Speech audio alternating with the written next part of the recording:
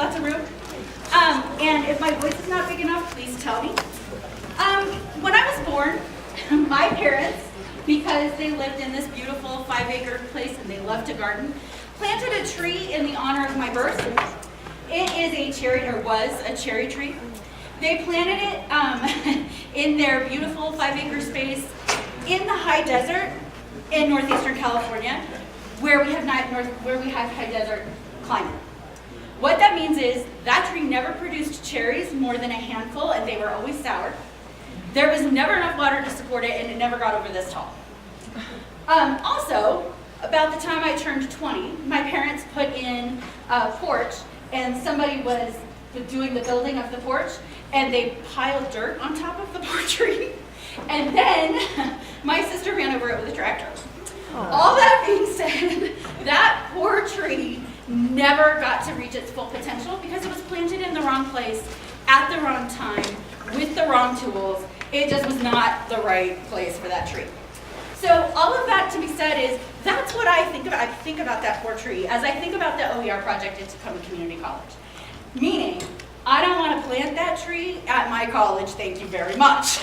I am trying to plant something that is sustainable and will last and fit with our overall garden. So my theme today is garden planning. And I'd like to introduce to you some people who are sort of here. So the first person I'd like to introduce you to is Christy Fierro, who is managing my technology in the back of the room. Christy is a communication study faculty member at Tacoma Community College. She has been our star adopter of OER. So she's here to talk about the faculty perspective on the adoption process and how our project works.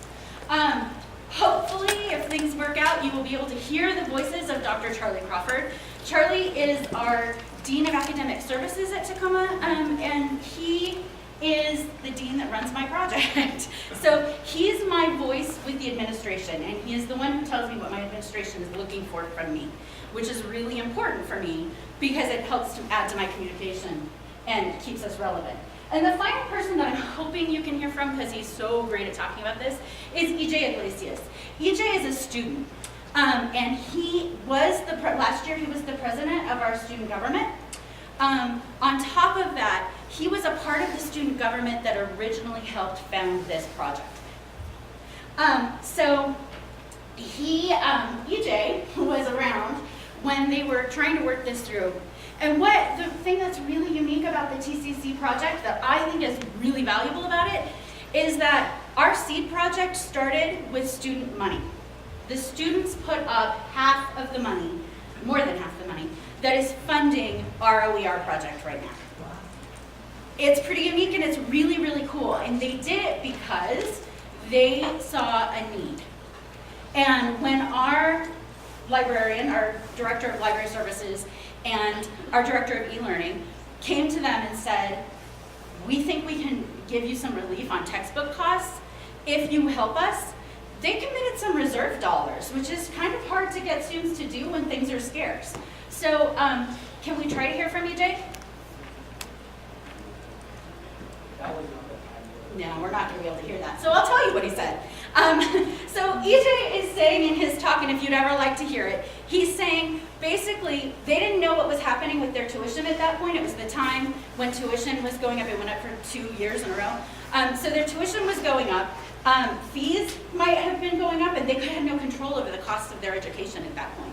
And they saw investing in OER as a way to add relief to students of the future.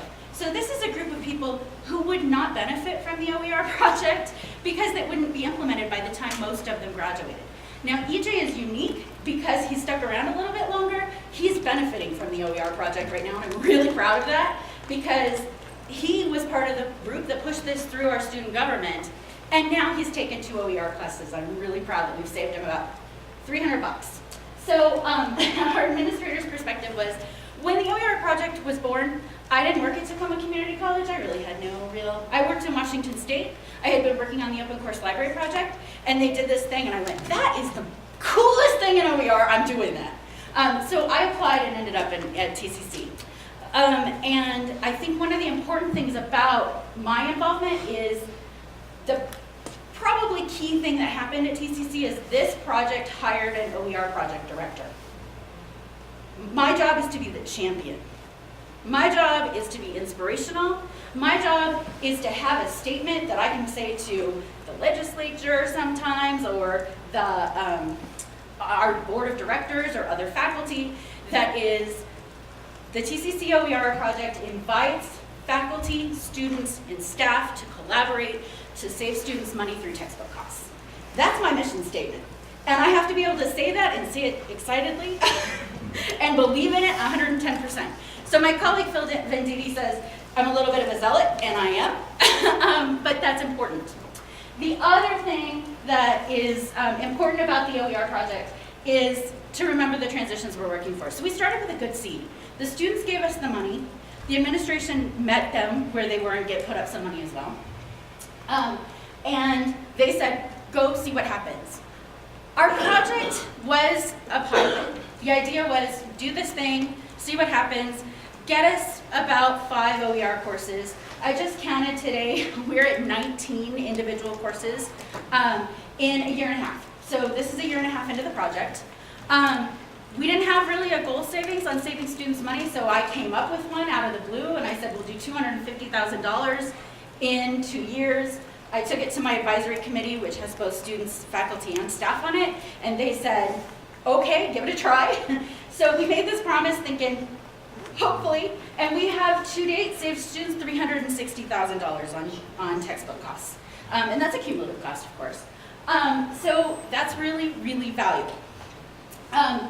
We've weathered some storms a little bit. You know, it wasn't the biggest exciting project in the beginning. But what I have really been focusing on throughout the project is building in successful transitions to what we do. So we had a big party. We had cake when we had raised $250,000 because it was really exciting for us to say, hey, we can do this work. We celebrate the faculty in many ways. They get a stipend. It's not really enough to pay them for their time. But the secret is they love it so much they keep doing it. So, and I'm really, really enthusiastic about the fact that every faculty member at TCC who has adopted OER continues to use OER. We have a 100% retention rate on that. I'm also really, really proud. We surveyed the students. 97% of the students who respond to our survey who've been in OER classes say they would take another OER class, and they use their open resources to study with. And I think that's really strong, because I don't know that we get the same thing from our textbooks.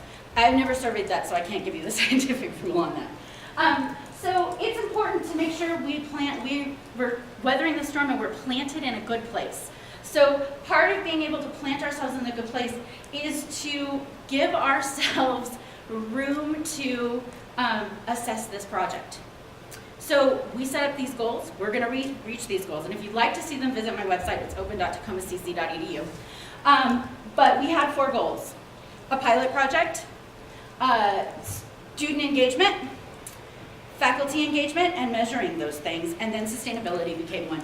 So on the student engagement, we run surveys. On the faculty engagement, we do 2 qualitative assessments. They do an outcomes assessment to tell us how they're meeting their outcomes.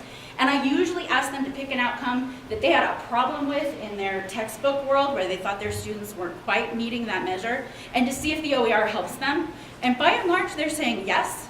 It's a qualitative kind of anecdotal process. And we're looking at now our student success rates in comparison. So, and those are pretty high too. Our success rates with OER have actually started to go up a little bit in some of the courses. This is not long-term data though, it's year to year. And we've only had a full OER project for 3 full quarters. So I think the best measure though of the OER project is to hear faculty talk about what their students get out of it. So I actually would like to invite Christy to head this way to talk about the roots, which are the classes, where it actually happens, the learning. Because if OER isn't doing learning, it's not doing what we're meant to do. As a communication instructor, I teach a lot of sections of public speaking. Most people rate public speaking the fear of public speaking higher than their fear of death.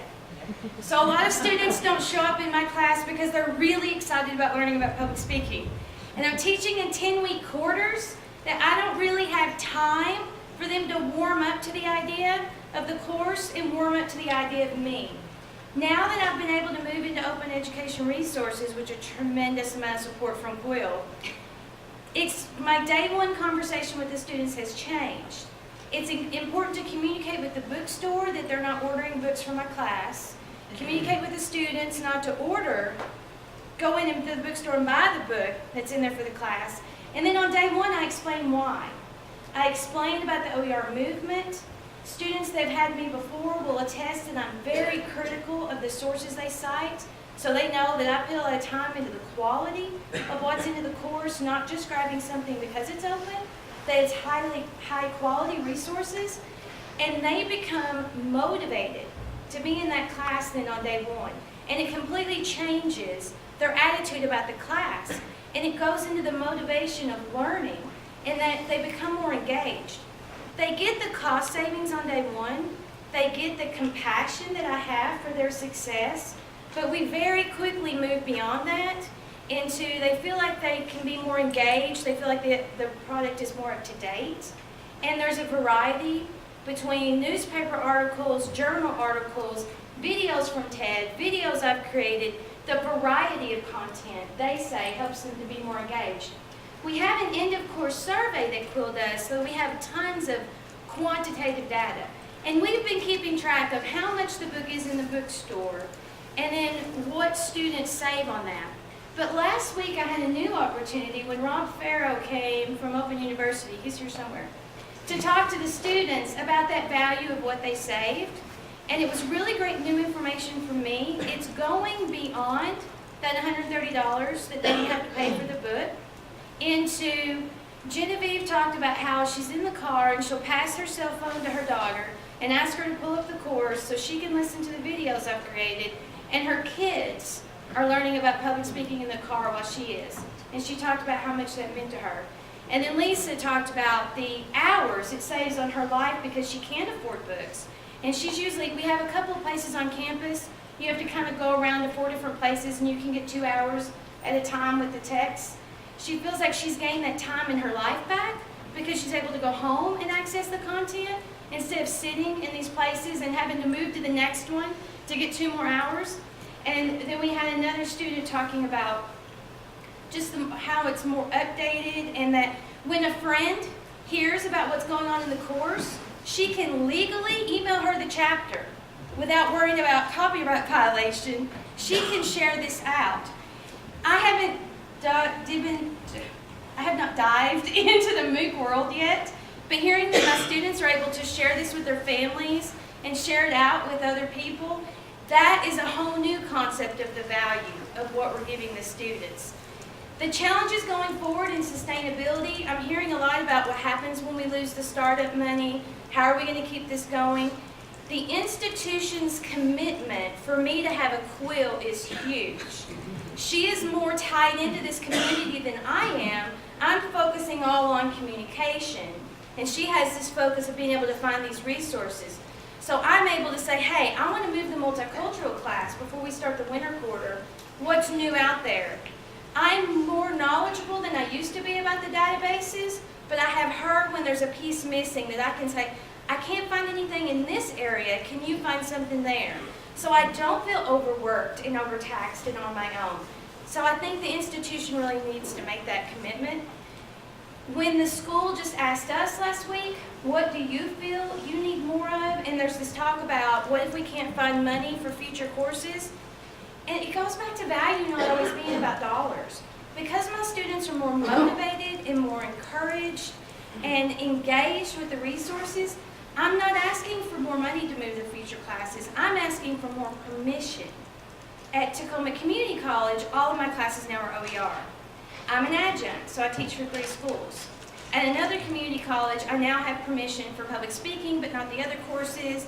At the university I teach for, I'm not yet having any permission to go OER.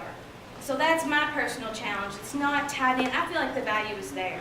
My students are happy and more engaged, and they're more successful. And I have like 1 student a quarter dropping the class that they were scared to death to take and put off.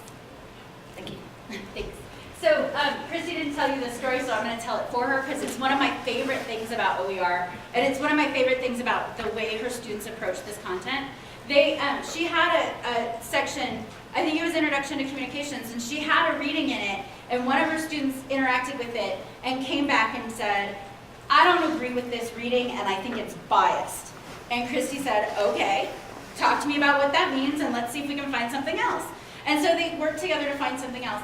A year later, that student is still sending different readings that she should consider instead of the one she started with. So, and that, it's kind of funny because the students, but how incredible is it that a student is still thinking about that content a year later? A year later, or an intro to communications class. That's like incredible to me. And that is kind of the power that we're putting in their hands because they have control of the resource to some extent. So as far as your role as what I want to kind of sum up before I can take questions, my role as the OER Project Director at Tacoma Community College and our moving forward really is to make sure that we're doing the measurements the way that are most effective when I communicate them. So one of the cool things that I've been able to do is tie every measurement we do to some kind of celebration. So if I can celebrate how many students respond to a survey, I do it. If I can tie that dollar amount savings to itself, that's really easy and the media really loves that. But we're now collecting student stories so that we can share those as part of our advertising. So if I can tie those two things together, my institution is hearing my story. They're hearing the OER story at TCC. Not only that, but my state is hearing it, my colleagues are hearing it. It becomes a much more powerful story. So tie your assessments into your celebrations. I'm telling you, it will make it more fun to do the assessments too, because who really wants to sit in their office and pound the statistics together? It's not my favorite thing, except for then I can stand up and go, yes, we did it, which makes me really happy. It makes the librarians that work around me a little uncomfortable, but it's really fun. Okay, so I would love to answer questions, and I really want to end with something that EJ says that I know you can't hear him, but he said something really powerful at the end of his interview. I said, what else do you want us to know, and what do you think we should be doing? And he said, I think it's really important that you continue to consider that this is the puzzle piece that is connecting more students to access so that they can continue to go to school. That's what he told us. And that's a student's perspective who's about to graduate. He's like out the door already, and he's thinking about people coming behind him. And he's talking about the puzzle piece that OER is for him. And that's the kind of story that I want to tell. Questions? We can put this on the wiki so that you can hear these statements. These will be up on the wiki later. Yes, David. How you doing? Okay. So if you look at the adoptions that you're getting, are these individual choice adoptions? Are they committees? Maybe you can talk a little about the dynamic difference between both. And it's different between departments. So at TCC, before I came, and actually still, the textbook adoption is largely departmental, and that's to help control costs, because we do a lot of adjunct faculty, and if we adopted a textbook for a quarter while we had that adjunct and then they went away, it would drive the costs up for the students. So in some departments, for example, our anatomy and physiology faculty do an entire departmental adoption. So they, if they decide to go OER, they're all going OER, which is a really good thing for me because it drives those numbers up. However, we do an invitation process. We have never forced anybody to go OER because then they're not as effective because they're resentful, right? I don't want resentful faculty, thank you very much. So we do an invitation process. In our English department, for example, we have several faculty who have adopted, but they do it on their own process. So the rule right now in that particular department is if the textbook's not going to cost the students any money, you can use anything you want, and if not, you have to use our chosen textbook, which some people don't like, so it's easier to drive the adoption that way. And it gives our adjuncts more freedom in what they're teaching with. Yes? I had a question for Chris. You talked about a lot of advantages of helping students learn about public speaking. I was curious in a course like that, how they perform some public speaking, what pathways you use to have them do that. You mean our speeches? Yes. Yeah, we have 3 required speeches. I do a lot of ungraded speeches. Then we're also doing something very new in OER with the Library of Congress and the Smithsonian where they're doing an oral history project. So I'm wanting them to think of rhetoric as not just getting up in front of a room full of people because that's not all of rhetoric, it's just a piece. So to get in their mind that public speaking is more than just this and know more about rhetoric, we have the oral history project that all of the instructions and assignment details and everything are in the public domain through the Library of Congress. And anyone that knows anyone that wants to see the course, I'll share everything. Use what you like, dump what you don't. Something else that comes out of Christy's class that I think we didn't mention is that her students actually get a unit in what Creative Commons licensing means. And for some of the students and some of their speeches, there's a requirement that they create a speech or some form of advocacy that is shared widely. I've moved the requirement for the whole class now to educate them. We do a lot as teachers to educate about plagiarism, and I feel like not as much about copyright. So in their presentations, they have to use images and materials that are from their CC licensed materials, knowing how to, I don't require them to license theirs, but I make sure they understand. If you use share alike materials, you have to. If you use no derivatives, you can't change that slide and put pictures on it. I want them to go forward into the world where there's no death by PowerPoint and they're legal. Okay, it looks like we're running out of time, so one last question. Wow, 2 people. Kim, go ahead, and maybe I can. So, I'm seeing an increase in the kind of student organizations coming forward saying, we want to do something, and I think you're ahead of most. If I'm in an institution and my student group, my student government is saying we'd like to do something in OER, do you have some recommendations about some first steps that they should take to engage them effectively with the institution? Good question. So I think the first step for most students is empowering them to understand that they have power. Because I think they have power and they don't know how much power they have over their instructors and their administrators. They don't understand that this is about them. So I think that's the first step. And I think the second step is help them find a champion at their institution.